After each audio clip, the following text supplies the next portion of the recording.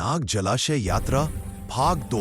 जंगल की गहराई में धूप मुश्किल से पहुंच रही है। धरती के बीच हरा बदबूदार दलदल, बुलबुले उठते हैं। सन्नाटा भयानक है। शिवा सावधानी से इधर उधर देखता है। शिवा धीरे से, ये जगह जीवित है। हर सांस बुलबुले में कुछ छिपा हुआ है। शिवा पत्थरों पर चलता हुआ आगे बढ़ता है। अचानक उसका पैर कीचड़ में धंस जाता है। दलदल मानो उसे पकड़ लेना चाहता हो। शिवा संघर्ष करते हुए, वनदेव, ये भूमि मुझसे कुछ कहना चाहती है। वह संतुलन बनाता है। मैं गिरूंगा नहीं, ये धरती मुझे रोक नहीं सकती।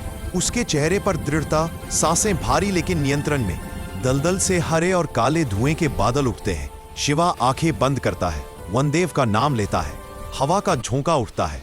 अंधकार को केवल प्रकाश ही मिटा सकता है।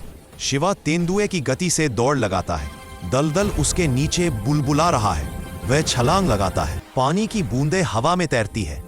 शिवा कूदते हुए, जब तक वन मेरे भीतर है मैं डूब नहीं सकता। शिवा जैसे ही आगे बढ़ता है, पीछे से एक सिसकी सुनाई देती है। एक हिरन का बच्चा दलदल में फंसा है। उसकी आंखें भय से भरी हैं। शिवा तुरंत वापस कूदता है। हिरन का बच्चा कमजोर आवाज में, बचाओ।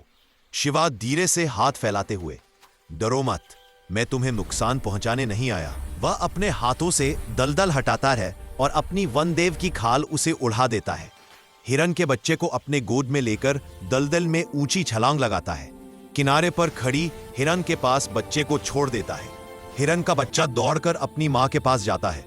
अपने बच्चे से मिलके हिरन की मां की आंखें नम हो जाती हैं। मां और बच्चे के इस मिलन से दूर खड़े शिवा के चेहरे पर भी मुस्कान आ जाती है। शिवा आंखें बंद करके वनदेव के ध्यान करता है। उसके चारों ओर सुनहरी आभा फैलती है। दलदल का भय अब थम चुका है। शिवा के चारों ओर उठती धुंध अब धीरे धीरे मिटने लगती है। पत्तों पर ओस की बूंदें चमक रही हैं। शिवा ध्यान मुद्रा में कुछ क्षण खड़ा रहता है। उसका चेहरा शांत और निर्मल। दलदल की हवा थम जाती है। जहां शिवा के कदम पड़े वहां कीचड़ से छोटे सुनहरे कमल खिलते हैं। ऊपर से सूर्य की किरणें उस पर गिरती हैं। कीचड़ पर पनपते हुए छोटे कमल मानो जीवन की पुनः स्थापना का प्रतीक हो। ऊपर बादलों के बीच से सूरज की किरणें शिवा के माथे पर गिरती है। शिवा यहां से आगे की यात्रा के लिए आगे बढ़ता है। जब करुणा से कदम बढ़ते हैं तो विष भी जीवन में बदल जाता है।